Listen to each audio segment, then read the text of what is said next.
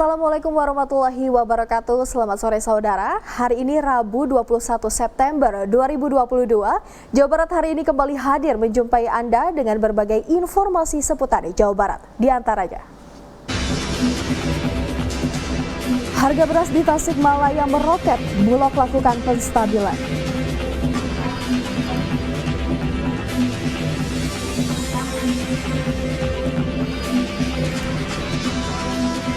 Bulog Cirebon pastikan naiknya harga beras tak melampaui harga net.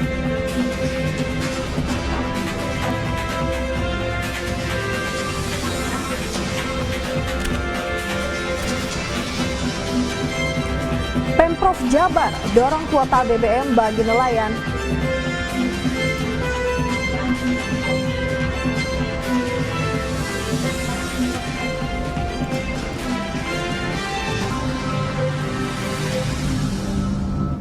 Saudara, selain berita utama tadi, kami juga telah siapkan informasi lainnya seputar Jawa Barat bersama saya, Fauzia Zahrullah, dan inilah Jawa Barat hari ini selengkapnya.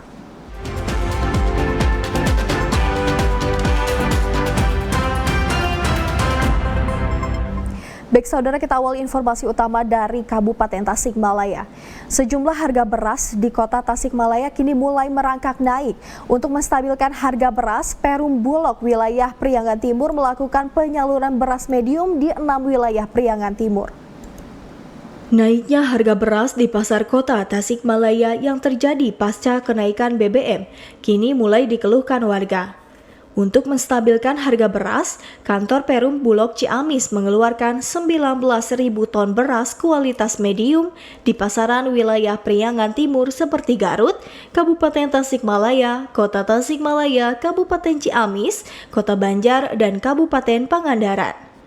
Stok beras tersebut kini disimpan di 4 gudang di wilayah Priangan Timur. Kepala Pimpinan Perum Bulog Ciamis, Safarudin, mengatakan, ketersediaan beras di beberapa gudang penyimpanan tersebut untuk menyuplai 6 wilayah kota dan kabupaten di Priangan Timur dengan harga 8.300 per kilogram di gudang. Tujuannya itu KPSH BM itu adalah ketersediaan pasokan dan stabilisasi harga beras medium. Jadi memang tujuannya memenuhi kebutuhan pasar supaya harga stabil di tingkat konsumen. Safarudin menambahkan, dengan harga jauh lebih rendah dari harga beras di pasaran, ia yakin bisa membantu masyarakat yang kesulitan mendapatkan beras yang harganya terus merangkak naik.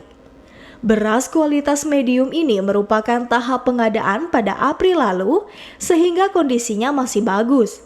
Dari kota Tasikmalaya, Tony Sontani, TVRI Jawa Barat melaporkan. Kantor Cabang Bulog Cirebon, Jawa Barat memastikan naiknya harga beras di pasar tak melampaui harga eceran tertinggi atau HET yang sudah ditetapkan oleh pemerintah.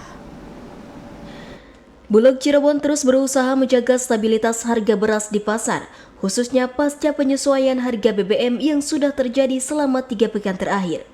Pimpinan Perum Bulog Kantor Cabang Cirebon, Budi Sultika, mengatakan pihaknya telah melakukan mitigasi atau pemantauan langsung di pasaran terkait kenaikan harga dan stok beras. Bulog memastikan penyesuaian harga itu masih di ambang batas harga eceran tertinggi untuk masing-masing kualitas, baik medium maupun premium. Guna menjaga stabilitas harga, Bulog Cirebon juga telah menggelontorkan 3.000 ton beras kualitas medium dengan kemasan 5 kg ke retail maupun distributor di 4 kota kabupaten, meliputi Kota Cirebon, Majalengka, Kuningan, dan Kabupaten Cirebon. Baik itu medium maupun premium, adapun kenaikan di harga beras itu lebih diakibatkan yang pertama karena memang sekarang musim paceklik. Terus yang kedua memang ada koreksi terhadap biaya logistik karena kenaikan BBM. Tapi kami pastikan tidak terlalu signifikan terhadap kenaikan dimaksud dan sampai dengan detik ini Bulog itu masih melepas harga beras di pasar dengan harga 8.300 di gudang Bulog kami. Bulog juga memastikan stok beras di gudang Bulog yang mencapai 59.500 ton aman hingga akhir tahun 2022 dan terus dijaga harganya agar tidak melebihi harga eceran tertinggi. Dari Cirebon, Makmur Hamdallah, TVRI Jawa Barat melaporkan. Provinsi Jawa Barat meminta ke BPH Migas dan Pertamina agar stasiun pengisian bahan bakar dan kuota BBM bagi nelayan ditambah. Hal ini untuk mengatasi kesulitan mendapatkan bahan bakar minyak saat nelayan melaut. Saluran BLT bagi nelayan di Gedung Sate Kota Bandung Selasa siang. Wakil Gubernur Jawa Barat UU Ruzanul Ulum meminta agar Pertamina dan BPH Migas menambahkan jumlah stasiun pengisian bahan bakar bagi nelayan atau SPBN. Berdasarkan data Dinas Kelautan dan Perikanan, nelayan memiliki masalah akses, yaitu kurangnya jumlah SPBN hingga kurangnya kuota BBM di beberapa pelabuhan. Kuota BBM di SPBU bagi nelayan juga dikeluhkan karena harganya dianggap tidak sesuai. Dinas Kelautan dan Perikanan atau Diskanla mencatat, di Pantura umumnya nelayan menggunakan solar, sedangkan di pantai selatan menggunakan Pertalite karena rata-rata perahu yang digunakan di bawah 10 GT. Diskanla menyatakan, kartu Kusuka menjadi dasar untuk menentukan para nelayan benar bekerja di sektor perikanan dengan jumlah pemilik 39 ribuan. Namun, sebagian pemilik kartu Kusuka merupakan nelayan buruh yang tidak memiliki perahu sehingga tidak membeli BBM. Mereka membeli solar bersubsidi, tetapi mereka ngantri dan mereka jauh dari dermaga sehingga dibutuhkan lagi transport. Sudah dapat uangnya pinjam, kemudian juga tambah transport, tambah sulit. Oleh karena itu, saya minta kepada pihak Migas ataupun Pertamina untuk membangun SPBN yang ada di wilayah-wilayah yang barusan disampaikan sekitar 70 lebih ya. Untuk penyaluran BLT, Diskanla berupaya memadukan data yang dimiliki dengan Dinas Sosial. Pihak Diskanla juga mengajukan penyaluran BLT BBM bagi nelayan sebesar Rp150.000 per bulannya selama 4 bulan dalam bentuk tunai, karena penggunaan voucher dianggap rumit. Dari Kota Bandung, Abi Aditya melaporkan. Saudara Jawa Barat, hari ini kita jeda sejenak dengan informasi lain, di antaranya kekerasan terhadap wartawan.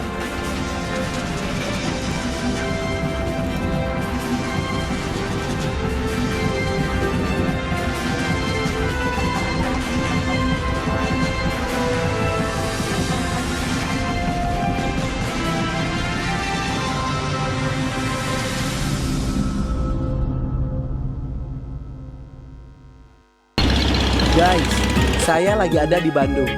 Semalam tuh ditelepon Kang Emil, diminta datang ke sentra IKM yang ada di Jawa Barat. Sekarang kan pasca pandemi, alhamdulillah sudah mulai bangkit lagi. Keren banget kan?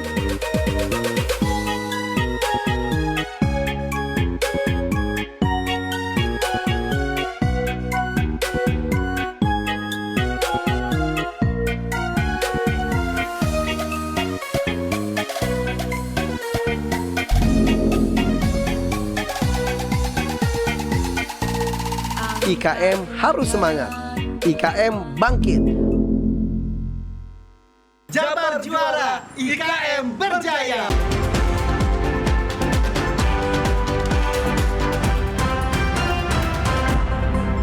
Terima kasih banyak saudara, Anda masih menyaksikan Jawa Barat hari ini yang dapat Anda akses melalui kanal YouTube kami yaitu TVRI Jawa Barat atau melalui aplikasi TVRI Klik. Kita ke informasi dari Kabupaten Karawang, saudara. 2 orang wartawan lokal di Karawang diduga mendapatkan tindakan kekerasan oleh oknum kepala dinas di lingkungan pemerintahan daerah Karawang. 2 wartawan online itu juga sempat diculik sebelum dianiaya. 2 wartawan lokal diduga menjadi korban penculikan yang dilakukan oknum aparatur negeri sipil atau ASN di lingkungan Pemkab Karawang. Peristiwa penculikan bermula saat salah satu korban, Gusti, diminta untuk bertemu dengan oknum ASN yang kini menjabat sebagai kepala dinas di lingkungan Pemkab Karawang. Setelah bertemu, korban kemudian diminta untuk mencari tahu keberadaan temannya Zainal sambil diintimidasi dan dicekoki minuman keras. Gusti mengaku dirinya tidak tahu faktor atau penyebab ia dan temannya diintimidasi oleh oknum ASN tersebut. Menurutnya, ia hanya menulis status di akun Facebook tentang kritikannya terhadap salah satu organisasi sepak bola di Karawang. Siapa? Oknum pejabat. Oknum pejabat. Oh, inisial A langsung? Iya. Yang mukul pun dia melakukan pemukulan dan penyikutan di kepala. Dan bahkan pengancaman. Berapa orang semuanya? Ya, yang untuk saya pribadi 4-5 orang, Bang. 4-5 orang. Akibat peristiwa kekerasan tersebut, Gusti dan Jainal mengalami luka dan terpaksa mendapatkan jahitan. Kedua korban juga sudah membuat laporan ke petugas kepolisian Polres Karawang. Dari Karawang, Tony Triadi, TVRI Jawa Barat melaporkan. Ribuan jasa transportasi online menggelar aksi demonstrasi di depan gedung Pemprov Jawa Barat pada Rabu siang. Dalam aksinya, massa menuntut pemerintah menurunkan kembali harga BBM serta meminta payung hukum bagi para pengemudi ojek online. Ribuan massa dari berbagai aliansi ojek online menggelar aksi demonstrasi di depan gedung pemerintahan Jawa Barat Rabu siang. Sekitar 2.500 massa dari berbagai daerah di Jawa Barat ikut aksi demonstrasi. Ada tingkat tuntutan massa yaitu harga BBM jenis Pertalite diturunkan, revisi Permen Hub nomor 12 tahun 2019 dan meminta pemerintah memberikan payung hukum untuk seluruh jasa transportasi online. Massa menganggap para pengemudi ojek online menjadi korban dari modernisasi karena tidak mempunyai payung hukum yang jelas. Menurut koordinator aksi, di tengah harga BBM yang melambung, pihak perusahaan jasa transportasi juga memotong penghasilan para pengemudi sebesar 20 hingga 25%. Harusnya anugerah ya, bukan korban. Jadi seperti korban. Korban apa? Korban dari modernisasi teknologi. Kita dianggapnya lahir dari batu, yatim piatu tidak punya ibu dan bapak. Ya ini harus ada kepastian hukum yang jelas. Jika tuntutan massa tidak ditanggapi oleh pemerintah, massa mengancam akan melakukan aksi yang lebih besar dengan membawa serikat buruh. Dari Kota Bandung, Agung Jaya Permana melaporkan. Kejaksaan Negeri Kabupaten Tasikmalaya melakukan penggeledahan di kantor Dinas Pendidikan Wilayah 7 Tasikmalaya terkait dugaan korupsi pemotongan program Indonesia Pintar atau PIP. Tim Jaksa Penyidik Kejaksaan Negeri Kabupaten Tasikmalaya melakukan penggeledahan di kantor cabang Dinas Pendidikan Wilayah 7 Tasikmalaya. Penggeledahan ini terkait dengan dugaan tindak pidana korupsi, pemotongan bantuan program Indonesia Pintar atau PIP tahun 2020 pada ribuan siswa tingkat SMA, SMK sederajat di Kabupaten Tasikmalaya. Kasih Pidana Khusus Kejaksaan Negeri Kabupaten Tasikmalaya, Hasbullah mengatakan, dalam penggeledahan tersebut, pihaknya mengamankan 2 koper besar berisikan dokumen yang berkaitan dengan penyidikan kasus dugaan korupsi pemotongan PIP. Seluruh dokumen itu langsung disita pihak kejaksaan guna kepentingan penyidikan. Dari penggeledahan tersebut, kami tim penyidik telah melakukan penyitaan beberapa dokumen yang terkait dengan pembuktian untuk perkara tersebut. Dokumen-dokumen yang kami amankan dari penggeledahan tersebut, dokumen yang terkait dengan PIP 2020 terkait dengan perkara ini. Hingga saat ini, Kejari Kabupaten Tasikmalaya sudah memeriksa 30 orang saksi terkait kasus dugaan pemotongan bantuan PIP tahun 2020. Mereka terdiri dari pihak sekolah dan pegawai Dinas Pendidikan Provinsi Jawa Barat, serta para siswa penerima bantuan program Indonesia Pintar atau PIP. Dari Kabupaten Tasikmalaya, Yudi Irawan, TVRI Jawa Barat melaporkan. Kejaksaan Negeri Ciamis bersama Forkopimda Kabupaten Ciamis melaksanakan permusnahan barang bukti kasus kriminal yang telah mendapatkan ketetapan hukum sejak Juni 2021. Dan narkotika dimasukkan ke dalam mesin penghancur, sementara barang bukti kasus kriminal lainnya dimusnahkan dengan cara dibakar. Berbeda halnya dengan alat telekomunikasi yang juga diamankan oleh kejaksaan. Barang bukti tersebut langsung dihancurkan dengan cara dipalu oleh perwakilan dari kejaksaan, yaitu Dandim 0613 Ciamis dan Sekretaris Daerah Haji Tatang. Adapun jumlah barang bukti yang dihancurkan oleh petugas, yakni narkotika berjenis sabu-sabu 9,38 gram, ciu 9 botol, 8.213 butir obat-obatan terlarang, 26 handphone, serta 60 perkara lainnya. Musnahan barang bukti dari mulai tanggal 22 Juni 2021 sampai dengan sekarang. Semua perkara yang sudah mempunyai kekuatan hukum tetap inkrah. Tidak semua jenis barang bukti yang tersimpan di kejaksaan dihancurkan.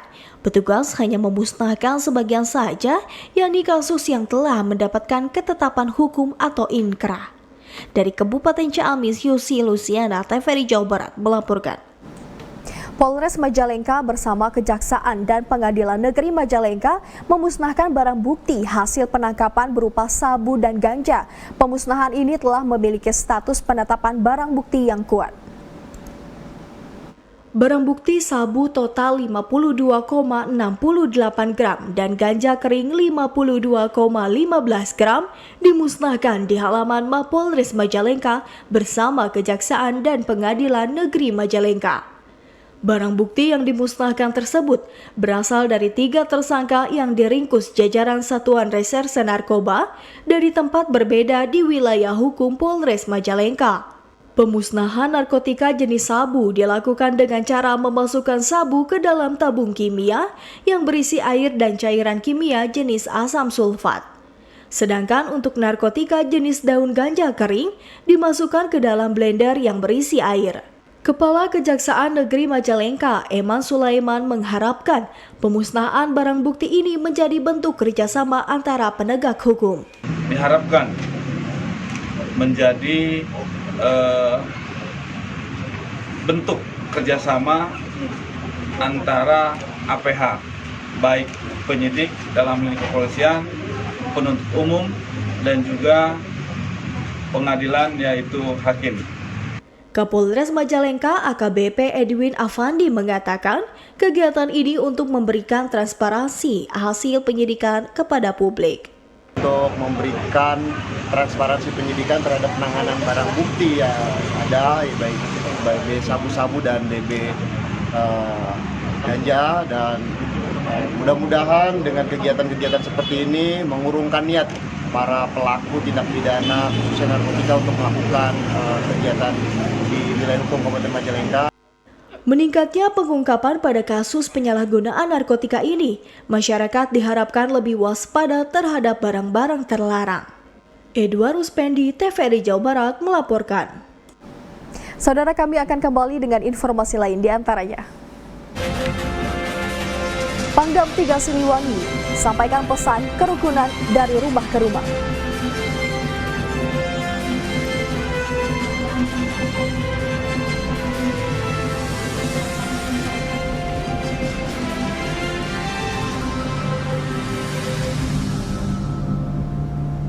Terima kasih banyak saudara, kita lanjutkan Jawa Barat hari ini bersama saya Fauzia Sahrullah. Pangdam 3 Siliwangi Maijen TNI Kunto Arif Wibowo melakukan kunjungan ke sejumlah tokoh masyarakat di Kabupaten Garut untuk menyampaikan pesan menjaga kerukunan. Pangdam 3 Siliwangi Maijen TNI Kunto Arif Wibowo bersama sejumlah pejabat di lingkungan Kodam 3 Siliwangi mendatangi sejumlah tokoh masyarakat di Desa Cisitu, Kecamatan Malangbong, Kabupaten Garut. Kedatangan Pangdam ini untuk menyampaikan pesan menjaga kerukunan dalam menghadapi pesta demokrasi tahun 2024 mendatang kepada para tokoh untuk selanjutnya disampaikan kepada masyarakat. Tak hanya itu, Pangdam pun langsung menyerap berbagai informasi dari masyarakat dalam kunjungannya. Pangdam 3 Siliwangi memberikan bantuan berupa alat pertanian modern milik TNI. Pangdam 3 Siliwangi Maijen TNI Kunto Arif Wibowo mengatakan, dengan kegiatan ini pihaknya menunjukkan komitmen TNI dalam melakukan berbagai upaya untuk menjaga kerukunan masyarakat dalam pemilu mendatang. TNI pun senantiasa menjaga ketahanan pangan di daerah serta mencegah dampak inflasi di berbagai wilayah. Dihadapkan dengan sekarang menjelang pemilu, kemudian kita ini sedang mendekati untuk tidak mencegah dampak inflasi, kemudian meningkatkan potensi-potensi lokal sebagai upaya lah ya. Saya bilang tuh selalu bicaranya alternatif, kita selalu cari alternatif solusi permasalahan-permasalahan yang ada di wilayah, kemudian bagaimana ketahanan pangan. Nah, ini ketahanan pangan yang kita kejar. Makanya tadi secara simbolik mudah-mudahan kita bisa mengintegrasikan seluruh wilayah Jawa Barat ini. Dari Kabupaten Garut, Piat Supriyatna, TVRI Jawa Barat melaporkan. Kadin Indonesia dan Kadin Jabar mengadakan pelatihan analisis biaya dan manfaat dalam diklat vokasi untuk meningkatkan kemajuan dan produktivitas usaha industri di Jawa Barat. Puluhan SDM dari berbagai industri di Jawa Barat mengikuti pelatihan analisis biaya dan manfaat dalam diklat vokasi yang diadakan Kadin Indonesia dan Kadin Jawa Barat di Bandung. Ketua Kadin Jabar, Cucu Sutara, saat membuka pelatihan ini mengharapkan pelatihan ini dapat membekali para pengusaha di Jawa Barat dalam memajukan perusahaan dan produktivitasnya. Dikatakannya, pelatihan ini merupakan bagian dari peran dan fungsi untuk menghasilkan SDM industri dan tangguh, cerdas, tumbuh, dan mampu bersaing. Para pengusaha manfaatkan forum ini, manfaat pelatihan ini. Mumpung sekarang kebetulan kawan-kawan Kadin Indonesia, GIZ ada hadir di Jawa Barat, hadir di Bandung untuk membantu kawan-kawan pengusaha. Ini adalah salah satu tugas tanggung jawab Kadin. Bagaimana bisa menciptakan SDM yang tangguh, SDM yang cerdas, tumbuh, ujungnya adalah bisa bersaing.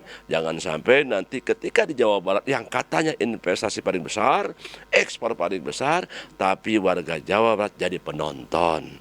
Wakil Ketua Kadin Jabar yang juga Ketua Pelaksanaan Harian Komite Vokasi Daerah Jabar, Hadi S. Cokro-Dimejo mengatakan, pelatihan analisis hidayah dan manfaat diklat vokasi ini akan terus dikembangkan seluruh kabupaten kota di Jawa Barat. Jadi bermanfaat untuk perusahaan, pajaknya dikurangi, kompetensinya naik, lalu dia juga punya industrial training, dan kemudian kita juga berikan suatu aplikasi untuk melihat produktivitas. Ya. Jadi, nah ini akan kita lakukan di banyak daerah, Pak, di banyak Bapak Ibu, kan daerah di mana seluruh Kadin Jabar ada, kira-kira gitu. Tujuannya tadi produktivitas naik, tapi dengan suatu pelatihan yang benar untuk menghitung biayanya, impaknya, kemudian pelatihnya, dan juga pengurangan pajaknya. Kegiatan pelatihan analisis biaya dan manfaat diklat vokasi ini berlangsung selama sehari. Suhermai dan Arya, TVRI Jawa Barat melaporkan. Untuk meningkatkan mutu pendidikan dituntut peran aktif semua elemen, termasuk kerjasama dengan sekolah yang telah mapan. Salah satunya dilakukan Yayasan Pembinaan Lembaga Pendidikan atau YPLP PGRI Sumsel yang melakukan studi banding ke sekolah di Cibinong, Kabupaten Bogor. SMP 1 PGRI Cibinong merupakan salah satu sekolah yang dijadikan studi banding oleh YPLP PGRI Sumatera Selatan karena sekolah ini mampu mengembangkan pendidikannya dengan baik. Salah satu keberhasilannya adalah mampu mengembangkan program One Day One CP untuk pembangunan sarana di sekolah. Ketua YPLP PGRI Sumatera Selatan Hasanuddin menyatakan, banyak pelajaran yang positif yang bisa diterapkan di Sumsel melalui studi banding sekolah-sekolah PGRI ke Cibinong. Akan diterapkan di sana mungkin tidak semua apa yang bisa diterapkan di sini bisa di sana. Seperti apa disampaikan oleh Pak Agus tadi, bukan berarti kita harus memindahkan SMA Plus Cibinong ke Palembang, bukan. Tapi paling ada beberapa poin yang harus bisa kita terapkan di sana. Dan sekali lagi kami sangat terkesan dan terima kasih kita kepada SMA Plus Cibinong dan SMP 1 Cibinong tadi telah melayani kita dan memberikan ilmu-ilmunya. Dan mudah-mudahan ilmu itu bermanfaat. Selain mengunjungi SMP 1 PGRI Cibinong, rombongan YPLP PGRI Sumsel juga mengunjungi SMA Plus Cibinong yang mampu mengembangkan teknologi IT di sekolahnya dengan baik. Misalnya sekarang SMP PGRI Cibinong itu unggul dengan tadi siswa yang baca Al-Qur'annya bagus, itu sudah hafal 1 juz. Kalau diberikan kepada yang lain, artinya diinikan kepada yang lain, itu nanti mungkin nambah lagi yang lainnya nanti. Siswa bisa banyak. Nah, di sini juga di SMA Cibinong sama. Tadi kan sudah ada 20 unggulan di sini. Ternyata setelah diberikan kepada yang lain, nambah lagi. Sekarang ada kelas pionir dan nanti ada kelas internasional lah seperti itu. Rencananya rombongan YPLP PGRI Sumatera Selatan hari ini juga akan melakukan studi banding ke sekolah PGRI yang ada di Subang, Jawa Barat. Demikian laporan Endang Herman dan Agung, TVRI Jawa Barat. Saudara, informasi lain akan kami sampaikan usai jeda di antaranya. Tim tenis meja Purwakarta targetkan medali emas dan perak di Porprov Jawa Barat.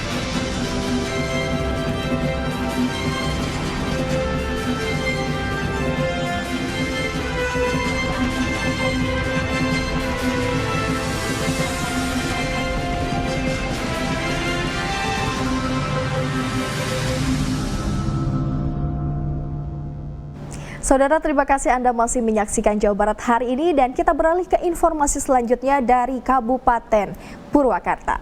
Tim tenis meja Kabupaten Purwakarta, Jawa Barat menargetkan 1 medali emas dan 1 medali perak di Porprov Jabar ke-14. Meski lawan terberat masih didominasi dari Kabupaten Subang dan Bogor. 4 atlet tenis meja yang tergabung dalam wadah PT MSI Kabupaten Purwakarta, Jawa Barat terus berlatih untuk mematangkan teknik dan kecepatan jelang pelaksanaan Porprov Jabar ke-14 nanti. Pelatih atlet tenis meja untuk Porprov Jabar ini, Acep Rohmatul Hidayat menjelaskan, sebagai pelatih ia terus memaksimalkan jadwal latihan untuk keempat atlet Porprov, termasuk mematangkan teknik dan kecepatan karena lawan terberat di Porprov lalu masih didominasi Kabupaten Subang dan Bogor. Yang dimana biasanya itu atlet ketika pas pelaksanaan pertandingan itu agak sedikit grogi. Nah, dari sinilah kita akan belajar selain teknik, fisik, taktik, strategi, dan mental. Jadi ada 5 komponen yang kami terapkan ke atlet Porda ini. Tujuannya adalah untuk mencari prestasi yang lebih baik. Target medali kami 2 medali. 2 medali emas dan 1 lagi adalah perak. Ketua PT MSI Kabupaten Purwakarta, Asep Chandra mengatakan, pengurus sudah membuat jadwal khusus untuk pemantapan kesiapan atlet, pelatih, dan ofisial untuk menghadapi Porprov Jabar nanti.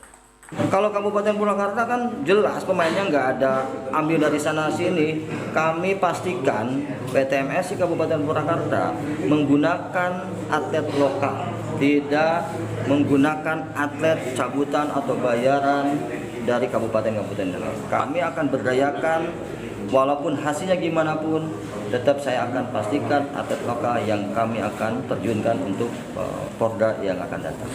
Keempat atlet tenis meja Kabupaten Purwakarta yang akan diterjunkan di Porprov Jabar ke-14 yaitu Ahmad Nuryani, Muhammad Aripai, Muhammad Nur Namdani, dan Fahmi Aminuddin. Dari Purwakarta, Alex Supriyadi melaporkan. Saudara, berikut kita ikuti situasi dan kondisi lalu lintas di Kota Bandung berdasarkan area traffic control system Dinas Perhubungan Kota Bandung. Baik saudara, kita dapat pantau dari simpang pertigaan tol Paster, kendaraan cukup ramai dan arus lintas tetap lancar. Kemudian kita dapat melihat dari simpang pertigaan Cikapayang, lalu lintas cukup ramai karena ada kemacetan di sekitaran lampu lalu lintas. Baik saudara, selanjutnya dari Kota Bandung, arah dari Simpang Cibaduyut. Dapat dilihat sedang ada motor mobil yang melewat dan juga aktivitas cukup lancar. Baik, selanjutnya saudara, kita bisa dilihat dari Simpang Pertigaan Gede Bage. Saat ini cuacanya sangat cerah dan juga banyak sekali kendaraan motor yang sedang menunggu giliran dari lampu lalu lintas.